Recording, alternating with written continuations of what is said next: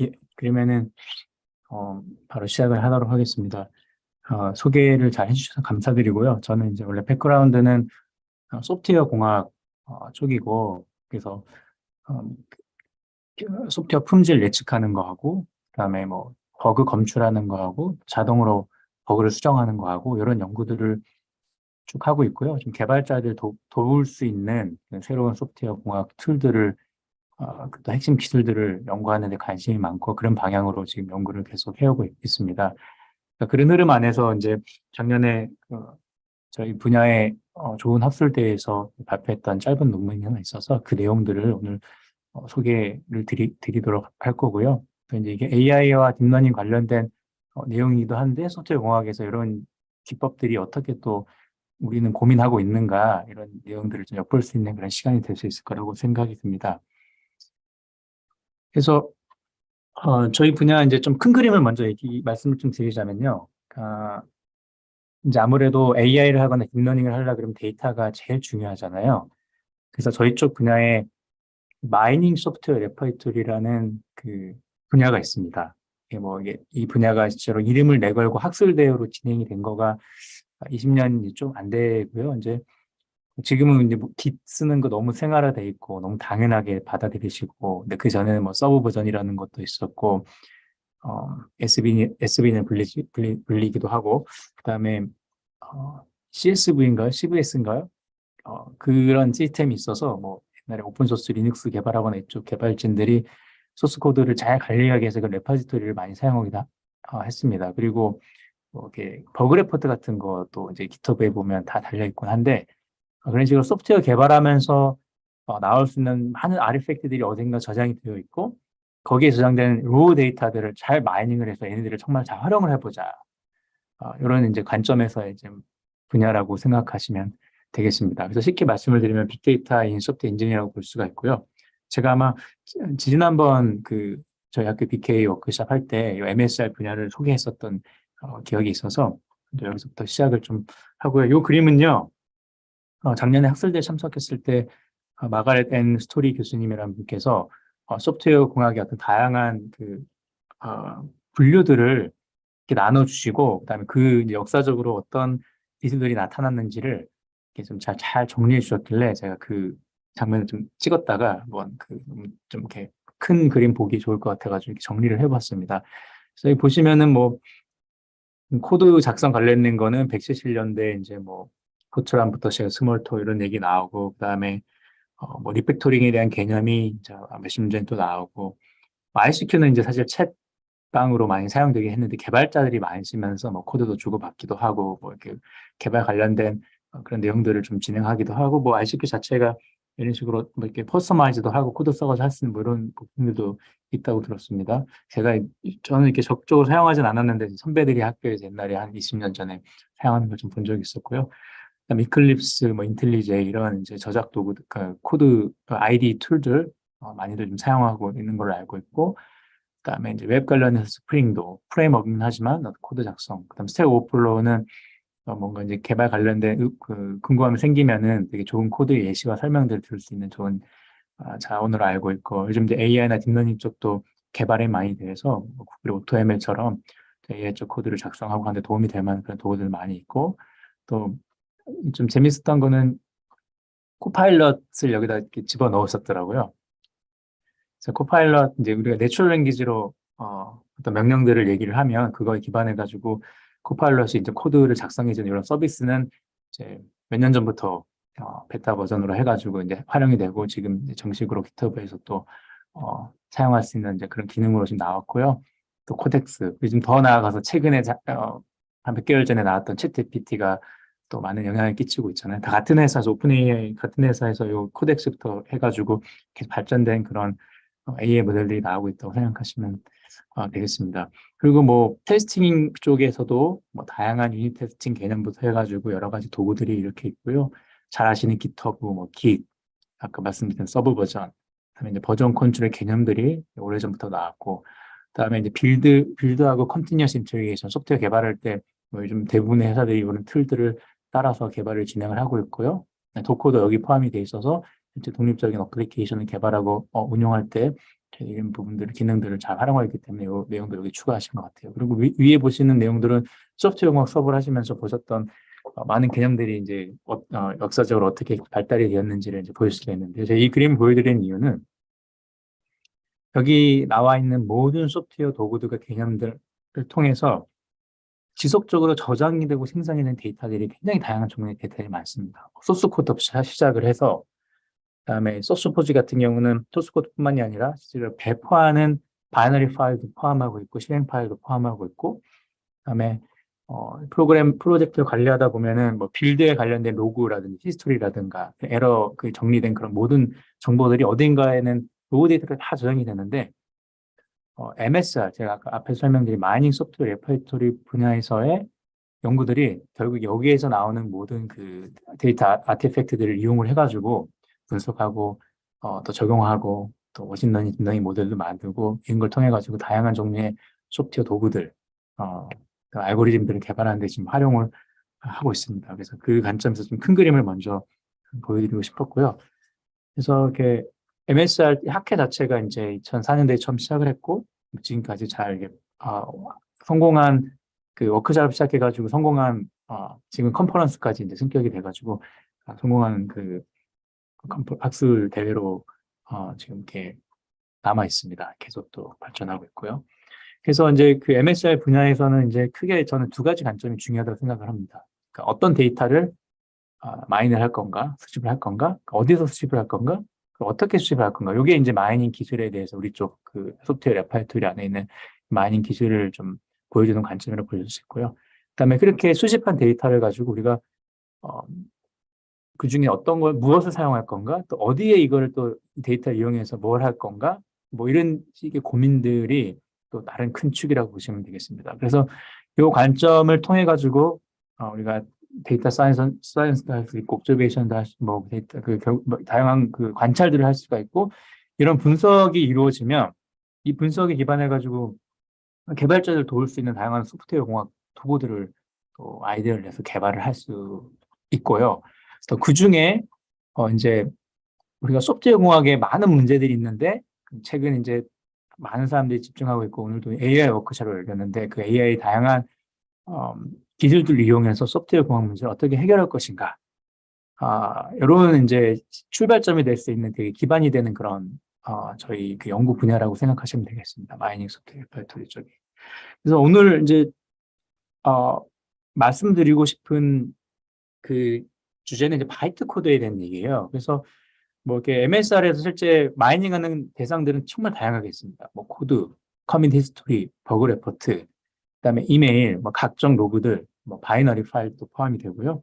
그다음에 뭐 아까 보여드린 그림에 나왔던 다양한 소프트웨어 툴들, 개발 툴들에서 얻을 수 있는 엄청나게 많은 그 다양한 종류의 데이터들, 뭐 이런 것들을 수집도 가능하고, 그래서 뭐 이렇게 SGG 같은 되게 유명한 마이닝 또 알고리즘도 있고요. 이거는 일반적으로 마이닝 때 쓰는 알고리즘 다 이용을 해가지고 저희들이 실제로 연구들을 진행을 하고 있고, 그래서 거기 안에서 지금까지 나온 다양한 테크닉이 정말 많이 있습니다. 그래서 뭐 그냥 소프트웨어 자체의 품질을 평가할 수 있는 매트릭 정보를 뽑을 수도 있고요.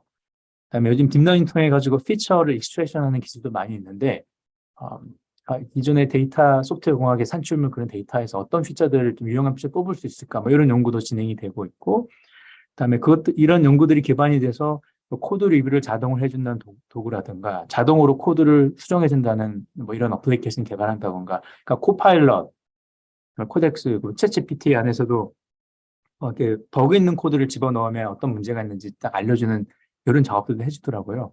그래서 결국에는 이제 이런 MSR이 해주는 그런 다양한 데이터 수집한 걸 분석하고 그걸 통해서 모델을 만들어 통해 가지고 다양한 종류의 이제 소프트웨어 개발을 도울 수 있는 그런 아이디어들을 이렇게 만들어 갈 수가 있습니다. 그래서 오늘 이제 소개드릴 연구의 내용은요, 되게 다양한 종류의 그런 데이터들 중에 바이트 코드가 존재합니다. 사실 이제 바이트 코드에 대한 연구가 기존에 전통적으로 계속 있어 왔고요. 뭐 관련된 바이트 코드 분석을 하거나 하는 연구들이 없지는 않습니다. 없지는 않은데, 지금 이제 딥러닝이 나오면서 그 소스 코드가 가지고 있는 내추럴리스 이런 내용들을 분석을 해서 소스 코드 기반으로 활용할 수 있는 되게 다양한 그 소프트웨어 공학 도구들 많이 나왔습니다. 그래서 코파일럿도 이제 그 예시 중에 하나예요. 근데 이제 쭉 살펴보니까 바이트 코드도 실제로 프로그램 돌리기 전에 이렇게 컴파일 하게 되면 나오는 그런 코드 중에 하나고, 근데 이쪽 관련해서 좀 딥러닝을 적용하거나 머신러닝 적용하는 연구들은 그렇게 많지가 않더라고요. 근데 혹시 이쪽에 이 데이터를 좀 잘 분석하고 알아보고 연구를 하면은 좀 새로운 방식으로 그 개발자를 도울 수 있는 좀 아이디어를 얻을 수 있지 않을까라는 그 동기에서 그 바이트 코드를 좀 살펴보기 시작했고요. 그래서 소스 코드 위주의 연구들은 개발자들이 결국에는 소스 코드 뭐 자동으로 고쳐주든 하든 그렇게 되면 누군가 컴파일을 해야 되고, 그 컴파일된 게 이제 실제로 구동되는 프로그램에 적용이 돼야 되는 과정이 필요한데, 만약에 뭐 바이트 코드 안에 버그를 찾아서 바로 수정을 하면 온더 플라이 상태 안에서 프로그램 문제를 바로 해결해 가지고 이제 구동하는 거 크게 이제 그런 뭐 컴파일하거나 이런 과정들을 좀 생략한 채로 뭐 진행할 수 있는 이런 기술도 개발될 수 있고, 물론 먼 미래의 뭐 이야기일 수도 있겠지만, 그래서 이쪽 분야에 좀 내용들을 잘 살펴보고 분석해보면 의미 있겠다라는 동기를 가지고 이 바이트 코드 연구들을 좀 살펴보게 됐습니다. 그래서 서두는 이 정도로 하고요. 그 실제 연구의 내용들을 좀 살펴보도록 하겠습니다. 이 내용은 작년에 저희 소프트웨어 공학 국제 컨퍼런스 중에 AES라는 곳에서 니어트랙에 발표했던 내용이고요. 살펴보도록 하겠습니다. 그래서 말씀드렸듯이 내추럴리스, 그러니까 내추럴리스 이제 AA 하시는 분들은 이 말의 의미를 잘 아실 거라 생각이 듭니다. 그래서 코드도 이제 사람들이 어떤 문제가 줬을 때 코드를 짜게 되면 대개는 많은 사람들이 어떤 자주 사용하는 표현들이 있을 거고, 어떤 뭐 패턴도 있을 거고, 그래서 코드를 쭉 읽다가 어떤 문제를 해결하는데 이상하게 코드를 짠 상황이 있으면, 그리고 보면 되게 이상하다라고 좀 이렇게 인지하는 그런 시점들이 있잖아요. 자연스럽지 못하기 때문에. 그래서 결국 이 내추럴리스가 AI의 어떤 모델을 이론적인 모델을 형성하는 데 있어서 드러내는 굉장히 중요한 특성으로 다들 알고 계실 거라 생각이 듭니다. 그래서 소스 코드 기반으로 해서 소스 코드가 과연 내추럴리스가 있는지에 대한 연구들은 한 10년 전쯤에 좀 이렇게 뱅그램을 통해 가지고 분석을 해서 나온 연구들이 있고, 이것이 기폭제가 돼 가지고 버기 코드에 내추럴리스가 있는가, 그리고 자동으로 생성된 코드에도 내추럴리스가 있는지 이런 것들을 검증하고 하는 임페리컬 스터디들이 굉장히 많이 있었습니다. 그리고 또 이것과 기반해 가지고 이제 그러면은 소스 코드가 내추럴리스가 있다는 거는 이제 드러났는데, 그럼 정말 이 내추럴리스가 우리가 어떻게 또 유용하게 활용할 수 있고 또 딥러닝 적용할 때 어떤 의미가 있을까라는 그런 이제 좀 더 디테일한 연구들이 쭉 이어졌고요. 예를 들자면 이렇게 토커나이저나 파라미터들을 바꿨을 때 뭐 이렇게 모델에 어떤 영향을 준다든가, 아니면은 뭐 요즘에는 이제 내추럴 랭귀지 프로세싱 쪽에서 모델이 데이터가 일단 많으면은 성능이 더 좋아질 수 있다라는 이런 이제 컨센서스가 이제 어느 정도 이루어졌다고 저는 알고 있는데요. 근데 이제 저희 쪽에서는 그 코드가 많고 하는 걸로 모델을 이렇게 만드는 게 과연 효율적인가, 이런 식의 고민들도 하는 좀 베이컬 수사들이 있었고요.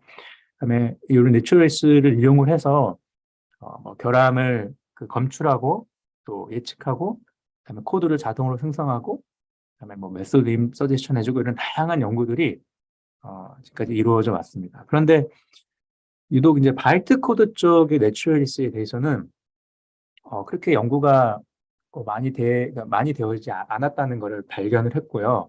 근데 과거에 이제 바이트 코드를 기반으로 해서 랭귀지 모델을 좀 만드는 기존의 연구들은 있었습니다. 저희가 파악한 바로는 한 두 가지 정도 있었고요. 그래서 메소드가 크래시가 생길 수 있는 어떤 그런 상황들을 예측할 수 있는 모델을 만들거나, 그다음에 컴파일러의 좀 아노말리를 검출할 수 있는 그런 어프로치가 바이트 코드의 내추럴리스의 어떤 상황들을 바이트 코드도 뭔가 좀 패턴이 있고 뭔가 내추럴리스가 있다는 걸 가정을 하고 한 연구이지, 실제로 이게 정말 내추럴리스가 있는지 없는지를 판별하거나 했던 그런 기존의 연구들은 없었습니다. 그래서 제가 지금 소개해드릴 연구의 내용은 과연 바이트 코드 안에서도 내추럴리스트가 존재하는가 이런 부분들을 좀 실험적으로 한번 좀 평가하고 확인해 싶었고요. 그래서 이게 잘 되면 이제 딥러닝이나 머신러닝 기법들을 적용하는 그 후속 연구들이 좋은 좀 근거가 될 수 있겠다라고 생각을 해서 진행을 했습니다. 그래서 이 연구에 두 가지 꼴이 있는데요. 첫 번째는 이제 자바 버추얼 머신의 바이트 코드 인스트럭션이 정말 내추럴스를 가지고 있는지 그런 부분들을 좀 검증해 보려고 실험을 했고요. 그다음에 바이트 코드하고 소스 코드가 이렇게 쌍으로 존재하고 있잖아요. 그러면 그 실제로 소스 코드가 가지고 있는 내추럴스하고 바이트 코드가 가지고 있는 내추럴스하고 그 쌍이 계속 연결돼서 관찰이 될 수 있는가 이 부분을 좀 살펴봤습니다. 만약에 어떤 소스 코드의 특정 메소드가 내추럴리스트가 있다고 가정하고 또 어떤 이거에 대응되는 바이트 코드의 메소드는 또 존재를 하는데 근데 얘네들이 어떤 내추럴리스트를 가지고 있는 게 바이트 코드나 바이트가 가진 내추럴리스트나 소스가 가진 내추럴리스트가 이게 매칭이 되면은 굳이 뭐 바이트 코드의 내추럴리스트를 이용을 하거나 할 필요가 없거든요. 근데 만약 이게 서로 다른 성향의 내추럴리스트를 보여준다면 우리가 바이트 코드 쪽에 좀 다른 방식으로 다른 관점으로 딥러닝이나 AI 머신러닝 기법들을 좀 적용하는 좀 그런 연구들이 계속 진행이 돼야 되는 이런 좀 방향성을 보여줄 수 있을 것 같아가지고 두 번째는 실제로 바이트 코드 인스트럭션이랑 그다음에 서로 다른 소스 코드 레프레젠테이션 사이에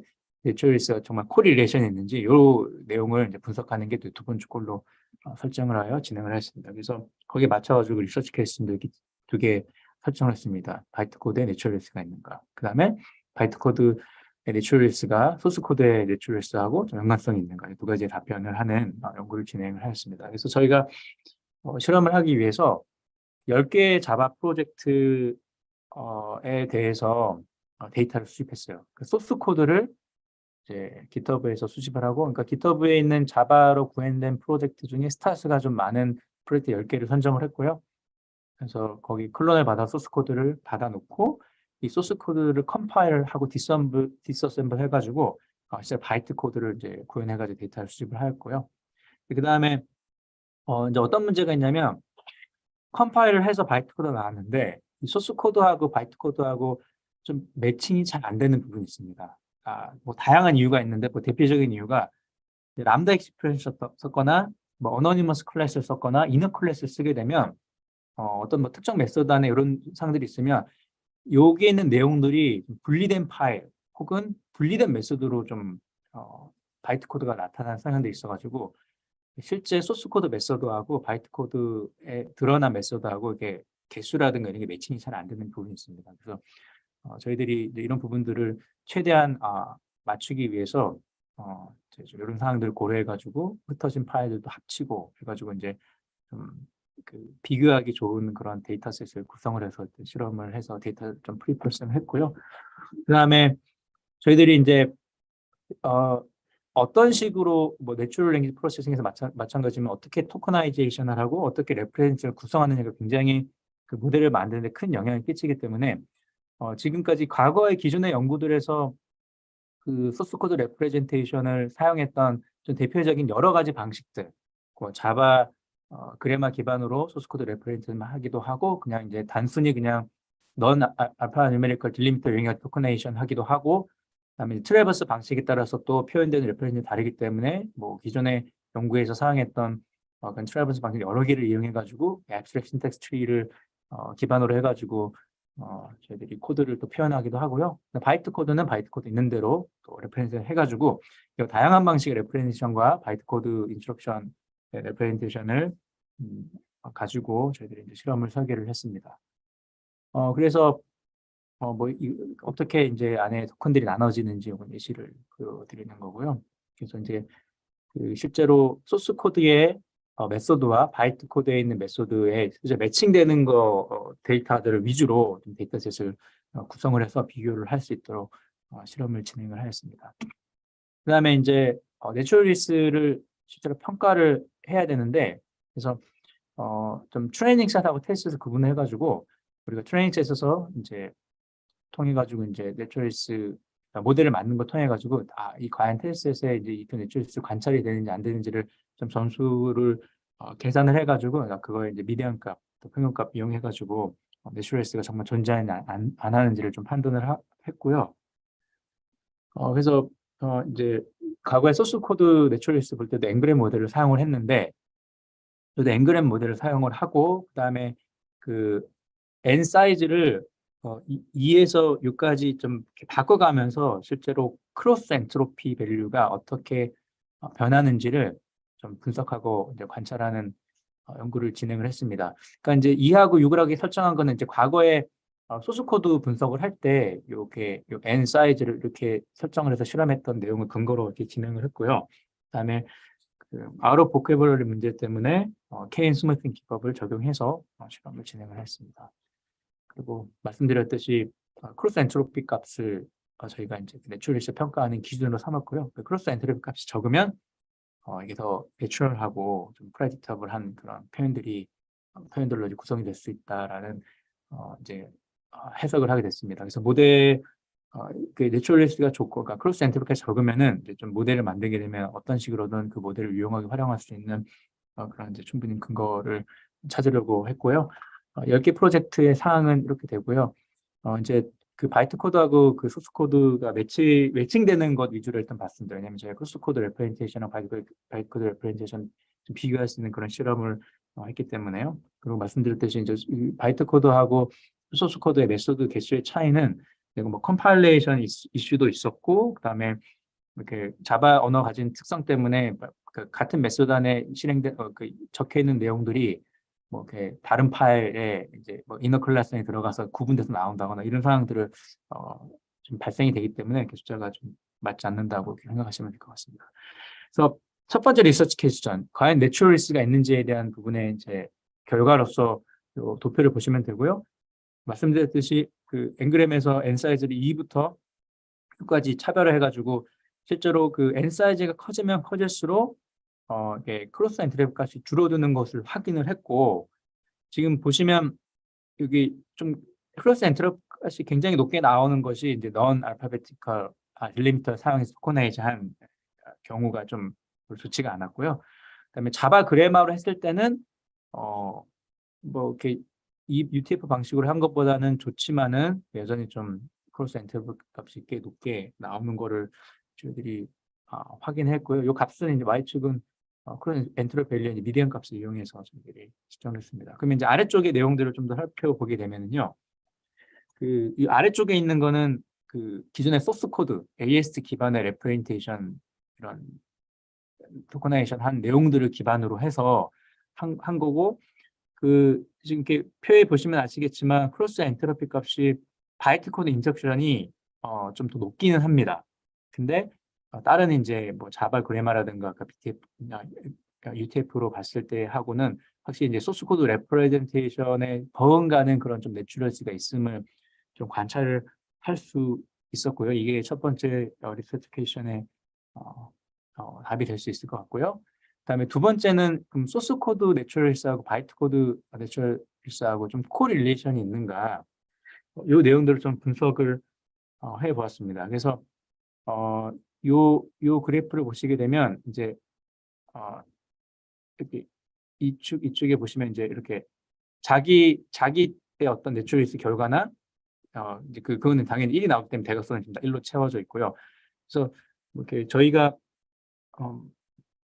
이 부분이 이제 바이트 코드 인스트럭션 부분인데, 바이트 코드 인스트럭션하고 BFS 방식으로 토커나이제이션 해가지고 레퍼런스 만들어가지고 한 경우에 콜 릴레이션이 어떻게 되는가? 이건 어떻게 비교를 했냐면, 그 메소드들이 가지고 있는 그 전체 한 프로젝트의 전체 메소드들 단위로 내추럴리스를 구했기 때문에 그 단위를 내추럴리스 값을 가지고 정렬을 합니다. 그다음에 거기 또 매칭되는 바이트 코드들이 있거든요. 메소드 단위로 정리된 그거를 또 정렬을 합니다. 그러면 이 소스 코드 내추럴리스랑 바이트 코드 내추럴리스의 성향이 비슷하면 코릴레이션까지 높게 나오면 저희가 이제 소스 코드 내추럴리스랑 바이트 코드 내추럴리스는 연관성이 있다라는 걸 관찰할 수가 있는데, 그게 없으면 이제 좀 다른 성향의 내추럴리스를 갖는다는 거를 저희가 확인할 수 있게 되는 거든요. 그래서 여기서 이제 바이그램, 뭐 트라이그램, 그리고 뭐 4g, 5g, 6g 쭉 봤을 때 지금 이 우상단 같은 경우는 저희가 그 스피어만 콜릴레이션 사용했고요. 그다음에 하, 아, 그러니까 좌하단은 이제 캔달로 해가지고 좀 대표적인 콜릴레이션 계산하는 그 방식을 이용해서 평가를 했고요. 여기 이제 보시면 아시겠지만 이제 어쨌든 n 사이즈가 커지면 좀 콜릴레이션이 좀 높아지는 걸 관찰할 수 있습니다. 그래서 프로그램 같은 경우는 여기 뭐 이렇게 0.059 나왔고 여기 0.14 나오고 뭐 0.23 나오고 뭐 이렇게 좀 예의적인 사항도 좀 있긴 한데요. 그리고 좀 그 바이그램하고 트라이그램 같은 경우는 다 0.1 이하로 이런 뭐 코릴레이션이 거의 관찰이 되는 이런 상황이 있었는데 커지면 클수록 전체적인 코릴레이션 값이 높아지긴 하는데 보시면 아시겠지만 0.3을 넘는 코릴레이션을 좀 값을 관찰하기가 쉽지 않았습니다. 값이 높으면 코릴레이션이 높은 건데 그래서 이 결과를 보고 어떤 결론을 내릴 수 있었냐면 그 소스 코드가 가지고 있는 레프레젠테이션, 그 내추럴 리스하고 바이트 코드가 가지고 있는 내추럴 리스하고 좀 다른 성향을 가지고 있는 거다라고 저희가 좀 결론을 내릴 수 있었고요. 요 이제 관찰들이 가지고 있는 그 의미는 뭐냐면 방금 말씀드렸듯이 바이트 코드 인석션의 내추럴 리스는 AST나 다른 이제 소스 코드 레프레젠테이션 같은 임페리컬 세팅을 실험했을 때 좀 코릴레이션이 없다는 걸 발견을 했고, 그다음에 예, 기존의 연구 중에 바이트 코드 그러니까 그 서로 다른 그래뉴를 약간 저희는 메소드 레벨로 봤는데요. 다른 연구들은 이제 다른 레벨, 예를 들면 소스 코드 레벨 혹은 그러니까 클래스 레벨 혹은 파일 레벨 이런 식으로 이제 좀 소스 코드 자체에 이제 내추럴리스 본 연구들이 있었어요. 근데 거기에서는 이제 소스 코드 레프레젠테이션 사이에서 뭔가 이제 코릴레이션이 없다라는 그런 좀 결론을 낸 적이 있었거든요. 그래서 다시 말씀드리면 앞에 보시게 되면은 그러니까 코릴레이션이 다른 그 토커나이징 방식에 좀 있다라는 결론이 냈는데 저희가 메소드 레벨로 요 바이트 코드 쪽 빼고 나머지 봤을 때는 여전히 그 소스 코드 레벨에서 내추럴스 봤지만 내추럴스가 좀 다른 코릴레이션이 되게 없다는 걸 발견을 했어요. 그래서 이것이 함의하는 바는 뭐냐면 같은 소스 코드의 내추럴스를 보더라도 우리가 처리하는 데이터의 어떤 그 타겟이 어떤 레벨로 처리가 되냐에 따라 가지고 결과가 달라질 수 있는 것까지 좀 같이 좀 확인을 할 수 있었습니다.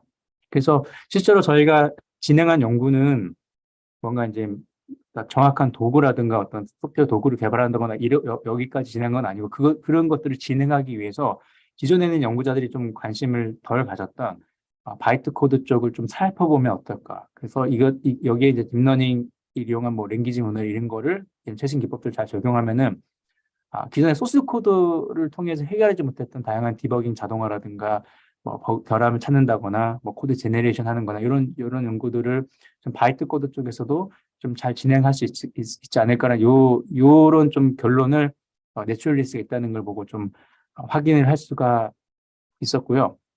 그래서 요 연구 결과가 이제 요건 참석하신 분들이 이제 AI 쪽 이제 좀 핵심 코어에서 하시는 분 많이 계신 걸로 알고 있는데 소프트웨어 공학 쪽에도 이런 데이터가 있고 또 이런 데이터에서도 좀 이렇게 가지고 계신 새로운 AI 기법들을 함께 적용하거나 또 살펴보실 수 있으면 또 기존에는 좀 저희들이 놓쳤던 그리고 해결하지 못했던 좀 새로운 문제들을 해결할 수 있는 좋은 출발점이 될 수 있지 않을까 싶어가지고 저희 소프트웨어 공학의 관점에서 이런 관점에서 이런 데이터들을 보고 있고 좀 좀 연구하고 있다는 내용들을 좀 소개시켜 드리고 싶었습니다. 그래서 저희 지금 요거를 기반으로 해가지고 지금 뭘 하고 있냐면요. 그 이제 보안 문제 같은 경우는 이제 기존에 뭐 C나 이런 쪽 C나 C++ 쪽에서는 바이너리 코드를 가지고 보안 문제를 좀 해결하는 연구들이 꽤 많이 있더라고요. 근데 자바 쪽에는 바이트 코드를 통해 가지고 보안 문제를 해결하는 연구가 별로 이렇게 많이 관찰되지가 않습니다. 이게 이유는 뭐냐면 제가 봤을 때 이제 소스 코드 기반으로 돌아가는 연구들이 일단 많이 좀 성숙한 부분이 있고요. 그리고 바이트 코드 자체가 좀 너무 로우하기 때문에 좀 분석하거나 좀 살펴보는 어려움이 있고, 그리고 아직은 이제 소스 코드가 좀 고쳐지는 게 돼야 개발자들이 한번 검증을 하고 이게 실제로 자동으로 픽스를 만든 걸 하는 이런 절차들이 좀 눈에 보이는 절차들이 이제 진행이 될 수 있는 어플리케이션 여전히 개발할 수 있는데 반대로 바이트 코드는 이거를 뭐 바이트 코드를 수정하거나 뭐 버그를 검출하거나 이런 과정들이 사실은 되게 보이지 않는 곳에 일어나고 또 이제 개발자가 손대지 않고도 모든 걸 자동화할 수 있는 약간 좀 약간 먼 미래 어떤 기술에 사용될 수 있는 그런 좀 부분이 있어서 저는 좀 관심을 많이 두고 있지 않는 것 같습니다. 대신 그 바이트 코드, 그러니까 JVM의 바이트 코드가 완전 똑같진 않지만 그 이더리움 쪽에서 바이트 코드 연구는 되게 많이 있어요. 왜냐면 거기는 이제 소스 코드 자체가 좀 공개되지 않은 그런 사항들이 많이 있기 때문에 스마트 컨트롤 처리할 때 그래서 거기 있는 연구들은 많이 있는데 유독 이제 자바 오픈 소스 진영이 자바 쪽에도 많이 없어서 그래서 이쪽에 이제 새로운 문제들 좀 발굴해 가고 또 보안 문제 해결하는데 이런 연구를 하기 위해서 요 바이트 코드 HAC를 좀 분석하고 살펴보는 연구를 진행을 해서 오늘 이 시간에 이렇게 소개드리게 됐습니다. 그래서 앞으로 말씀드렸듯이 이제 보안 문제나 결함을 또 예측할 수 있는 그런 다양한 어프로치들을 바이트 코드에서 얻을 수 있는 정보를 이용해 가지고 좀 엔기니어 모델을 써가지고 이렇게 새로운 그런 아이디어를 구현해 보고 싶은 계획이 있고요. 그다음에 이제 자동으로 이제 프로그램 수정하는 거를 바이트 코드 단에서 좀 할 수 있는 이런 초기 기법들을 좀 연구를 하고 싶은 그런 계획이 있습니다. 그래서 제 발표는 여기까지 마치고요. 혹시 질문 있으면 좀 여기까지 받고 마무리하도록 하겠습니다.